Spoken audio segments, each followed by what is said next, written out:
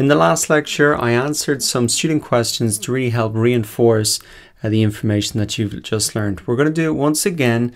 This time the questions are a little bit more challenging and really situations when people with maybe who've had sites up and running are experiencing. So these might be questions that you'll be having a little bit further down the road, and you can really see how to deal with them through these questions. So let us really get straight into it here. I've got a question from Armand, a number of questions really, but I'm going to pick out some of the main points that I think are interesting here.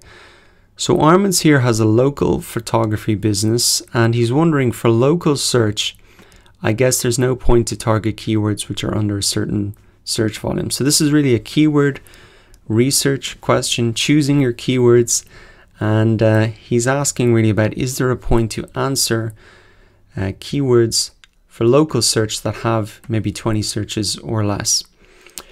I think this is a great question. It really brings up, what is the, should it be 1,000 searches or more, or really how should you be thinking about this? Well, really what you should be thinking about is, how valuable would one of those visitors be? So if you can get 20 visitors to come to your website and rank number 1 for that, if each of those 20 people spend on average $150 per photography session, well then that's going to be extremely valuable to rank number 1. 20 multiplied by 150, that could be $3,000. That's how valuable it could be. So don't think about just the number of visitors. You've got to really think about, okay, well, how much does my service actually cost, and how many of those visitors on average actually convert into being a paying customer? And that can take a little bit of testing to do over time to figure that out. But think about the end result. $3,000, that could be a lot of money, and therefore it's definitely worth ranking for those keywords there. Now, moving down a little bit, I'm at another question which I think is interesting and which you might be thinking about. This is more in relation to link building now. So that question was in relation to keyword research, and this is in relation to link building. So Armand says that he has a Moz Pro account, and in the Moz Open Site Explorer, so if we remember that, we used this tool before to really assess the backlink profiles of our competitors, etc. And Armand is using it to really assess his own site. And he says, some of my strong backlinks don't show up. So he knows that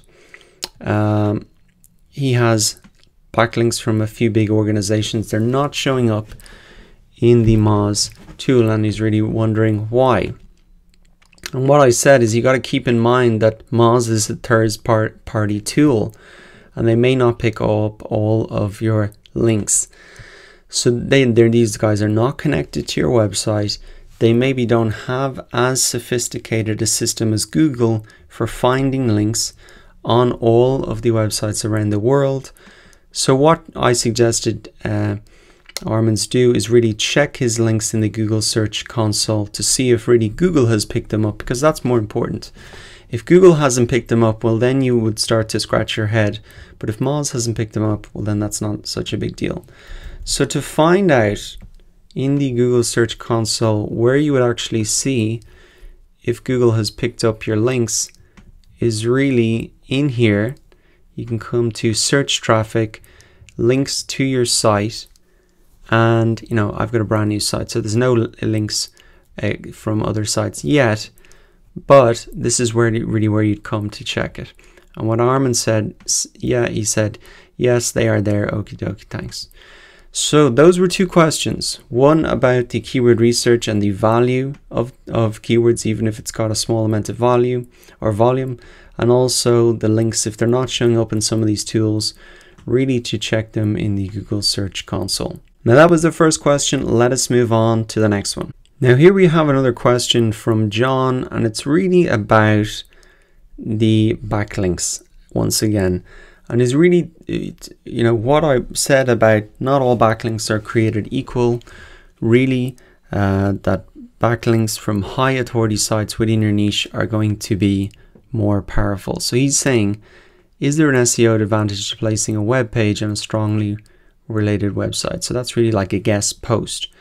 And really what I've said here is that if the page is a higher page and domain authority, the backlink would be more beneficial from an SEO perspective. So it's better to get a backlink from a web page that is high page and domain authority than it would be to get a backlink from some site that's completely unrelated and has no domain authority. So it's just really to reiterate that point that not all backlinks are created equal, and you should really look for those backlinks from stronger pages within your niche. So here's another question from Rob, and it's really about if you only have a small amount of keywords, how do you spread them over 150 relevant pages? So he said he's in quite a niche website. It's for online drum lessons. And he said there's really only 8 relevant keywords that have search volume. How does he spread these over 150 pages? Because I think he has 150 pages on his website already. And what I said was, you don't really need to spread them over 150 pages. What I would do is focus on the few relevant terms, ensure that the website has dedicated pages with great content around these keywords, and these are the pages that you want to rank in the search results. Remember that not every single page on your website needs to be SEO optimized.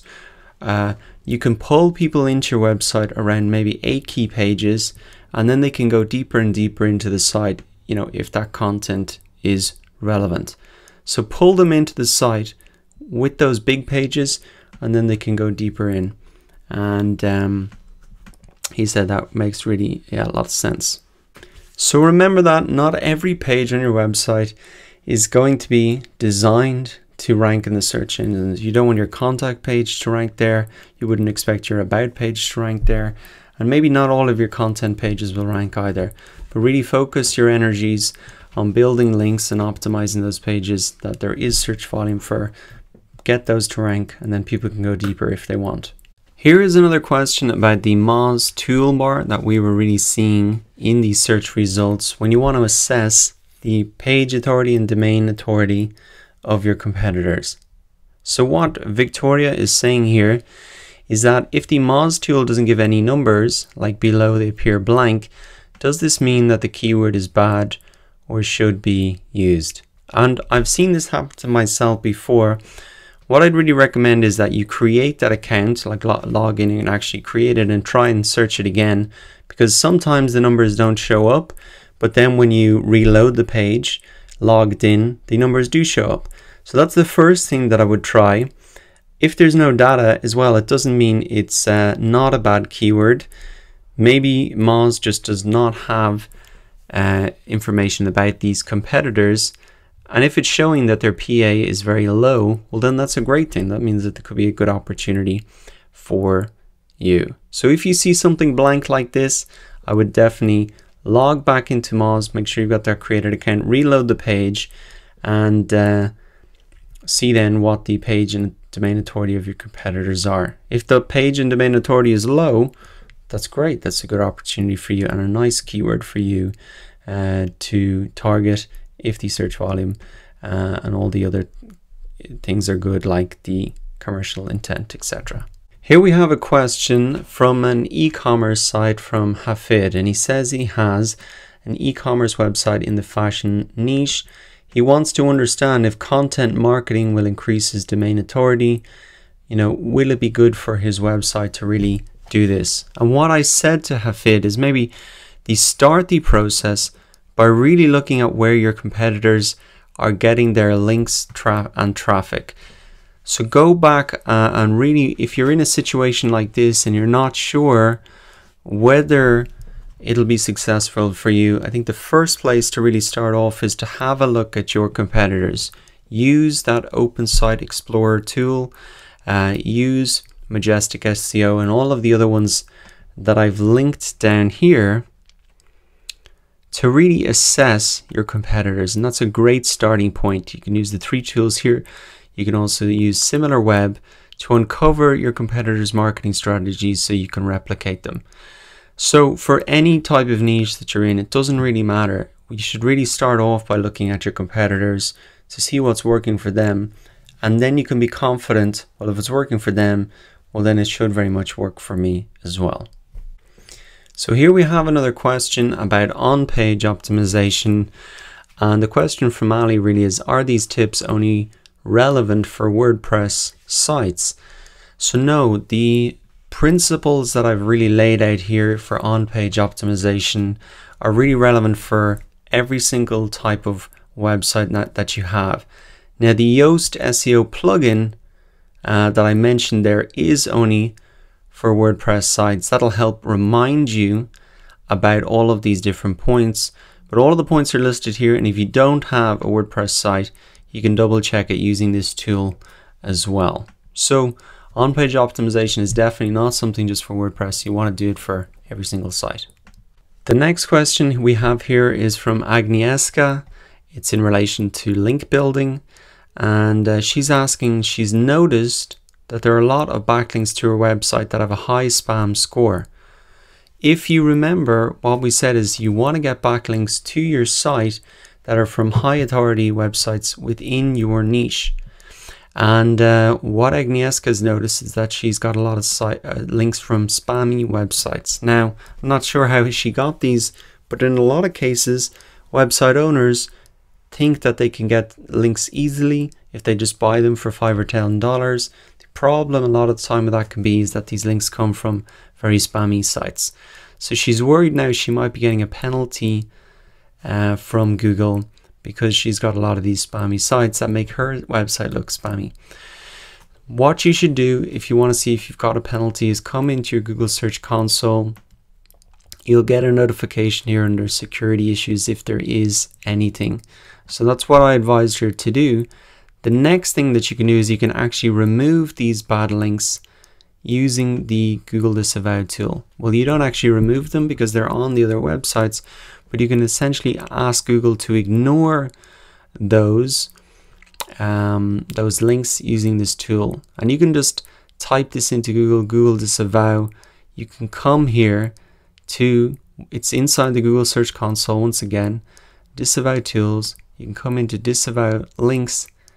Now I don't have any links on this site right now, but you'd really come in here to disavow them here, and you're essentially telling Google to ignore them. To recap then, you really want those high quality backlinks coming to your site. If you are in a situation like this, firstly check if you've got a penalty inside the Google Search Console, then use the Google Disavow tool to ask Google to really ignore those spammy backlinks. The next question here is from Glenford. It really relates to link building, and he's asking about directory submissions. What he said is he's just wondering if submitting your site to directories, not paid online one, is considered SEO. So an online directory is really a place where you can list your website or business. It could be something like Yelp, TripAdvisor, that's an online directory. But there are other types of directories that are specifically built just with the purpose of getting a backlink. And what I said to Glenford here is it really depends. If the directories are well-known authority sites related to your niche, then I'd say go for it. Something like Yelp, you obviously want to be listed on that.